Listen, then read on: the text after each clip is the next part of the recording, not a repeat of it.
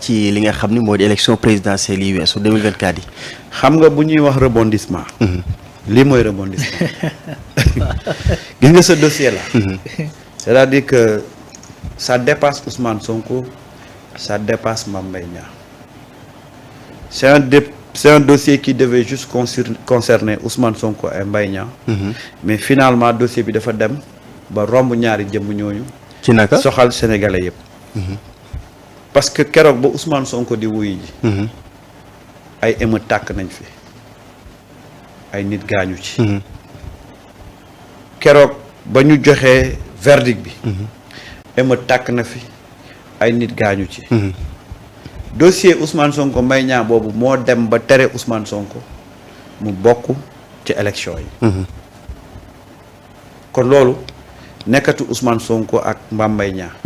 mais c'est un dossier boo xam ne c'est le peuple sénégalais qui a envie de savoir te gis nga dossier boobu dafa am ay niveau yu bëri yoo xam ne dañ ko bëgg a xam. dañu bëgg a xam le contenu de ce rapport là parce que jusqu'ici dañu doon wax rapport amut. rapport amut keroog ba Mame Mbaye Niang di def passation de service ci la ñu ne moom ci làmmiñam. waaw ci la ñu ne rapport am na. Mame Mbaye Niang ci boppam mi nga doon wax ne. rapport amul moo dem ba ne rapport am na. ëtt attekaay joué ci rôle parce que keroog ba ñu condamné Ousmane Sonko. kan moo def appel à l'époque. c'était le procureur. moo def appel.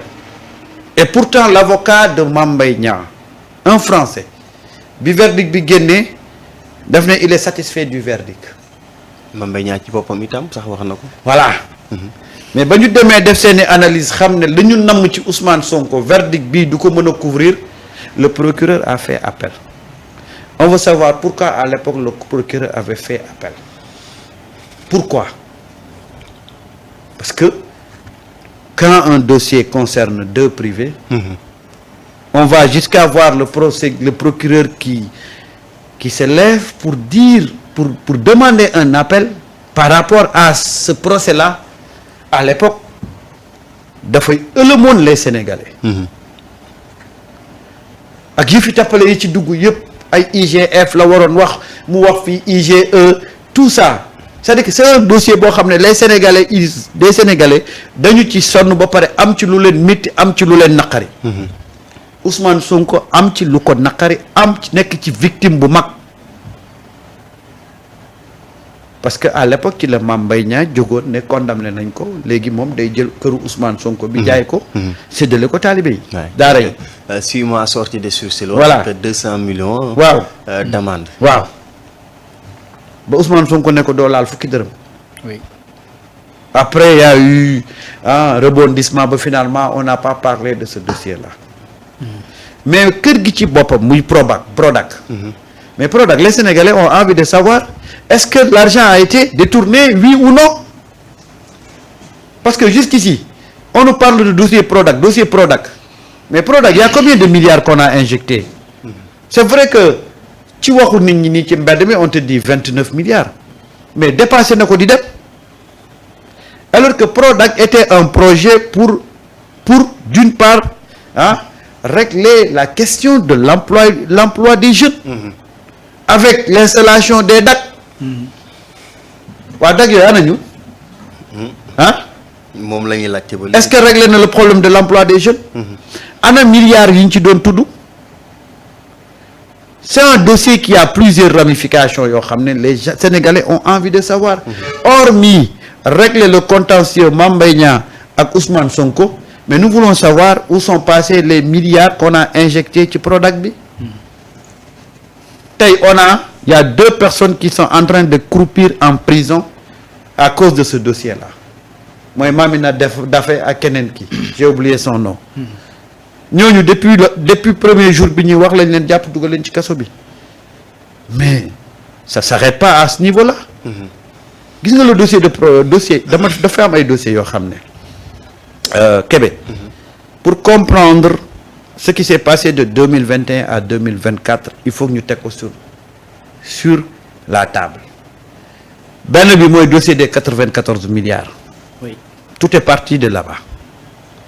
Il y a ensuite l'affaire Adji Sarr. Quand ça n'a pas marché, on a ajouté le dossier de Prodac. Parce que ñetti dossiers yooyu yëpp benn finalité lañ amoon. C'était éliminer un adversaire. Oui. ñett yooyu yëpp. On a essayé avec l'affaire des 94 milliards. Avec tous les moyens qu'on a mobilisés. Ils se sont rendus à un certain moment donné que bu ñu continuer dossier bi ñoom dinañu daanu ñu teg fële dossier 94 milliards yi daal di activer le dossier de Adji Sarr. Il y a eu combien de victimes dans ce dossier là. bari na. kenn mënu la ko wax. ñu dem ba ci cëppaandaw nga xam ne dossier bi mënatul jur dara. On a activé le dossier Mame Mbaye Niang. Mame Mbaye Niang. Et à l'époque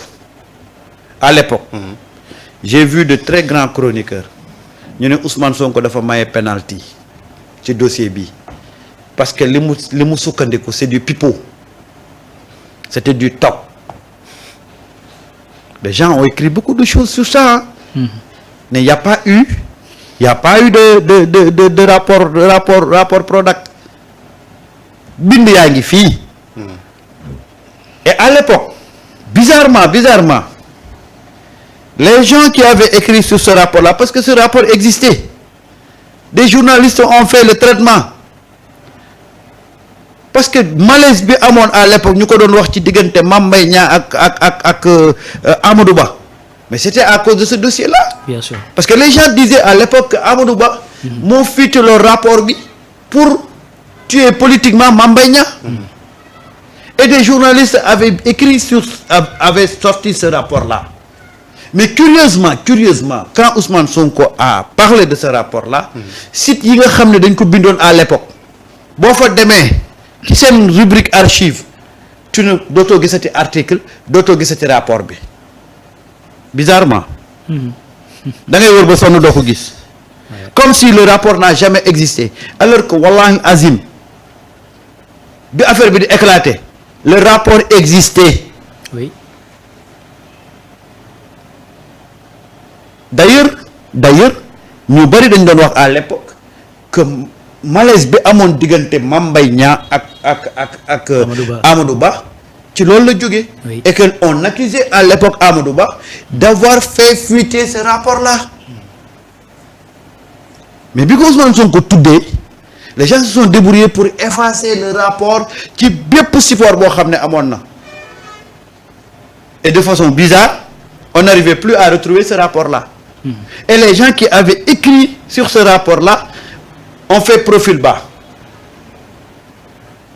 Personne n'a voulu revenir sur ce rapport-là alors que ñoom jotoon nañ ko ba bindoon ci. ñu topp rapport amul au niveau de tous les plateaux rapport bi musul exister rapport amul. Et ironie du sort, à la dernière minute Mame Mbaye Niang passation service bi mu ko defee ba pare mu taxaw ne am na. D'accord. keroog nag ba mu ko waxee ne am na man foofu laa meree samay autorité keroog lañ ko waroon def interdiction de sortie. mu bañ a génn réew. mu bañ a génn parce que mënuloo ne rapport amul ay xeex am ci ba ay nit faatu ci ba ñu éliminer ci un candidat un potentiel candidat. nga toog ba dernière minute keroog ba ngay génn nga ne rapport am na falaa lay defee interdiction de sortie. ñu régler problème bi moo tax c'est un dossier qu'on doit vraiment élucider. D'accord. Sénégalais yépp xam. exactement buñ ci jógee nag. ñu attaqué nag.